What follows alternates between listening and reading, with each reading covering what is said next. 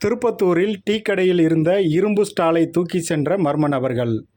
பணம், நகை, பொருட்களை தாண்டி ஸ்டாலையே தூக்கிச் சென்ற பழைய திருடர்களை தேடி வரும் போலீசார். சிவகங்கை மாவட்டம் திருப்பத்தூர் அரசு மருத்துவமனை எதிரே மதுரை சாலை ஓரம் அமைந்துள்ள டீ கடையில் இருந்த இரும்பால் ஆன ஸ்டாலை மர்ம நபர்கள் திருடிச் சென்றுள்ள சம்பவம் இப்பகுதியில் பெரும் பரபரப்பை ஏற்படுத்தியுள்ளது.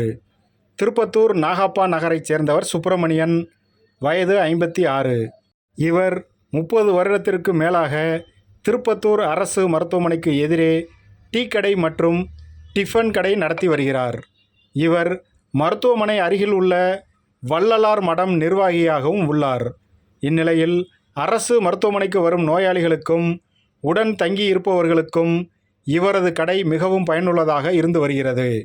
வழக்கம் போல நேற்று மாலை 6:30 மணி அளவில் கடையை அடைத்துவிட்டு வீட்டிற்கு சென்றவர் இன்று அதிகாலை 5:30 மணியளவில் கடையை திறக்க வந்தபோது கடையின் முன்பு உள்ள சுமார் ரூபாய் 20,000 மதிப்புள்ள 4½ அடி அகலமும் 3½ அடி நீளமும் கொண்ட இரும்பாலான ஸ்டால் திருடு போயிருந்தது தெரிய வந்தது.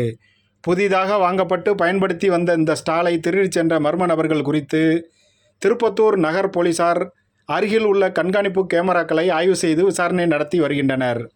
முதற்கட்ட விசாரணையில் இரவில் மர்ம நபர்கள் டாடா ஏசி வாகனம் மூலம் இந்த ஸ்டாலை திருடிச் சென்றது தெரிய வந்தது.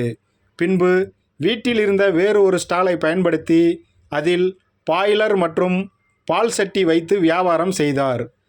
திருப்பத்தூரில் வங்கி ஏடிஎம்மில் திருட்டு, கடைகளில் நகை, பொருட்கள் திருட்டு, வாகனங்களில் பேட்டரி திருட்டு என தொடர்ந்து வந்த நிலையில் இன்று ஒரு கடையின் முன் பகுதியில் இருந்த ஸ்டாலையே திருடிச் சென்ற சம்பவம் இப்பகுதி பொதுமக்களுடைய பெரும் அச்சத்தை ஏற்படுத்தி உள்ளது.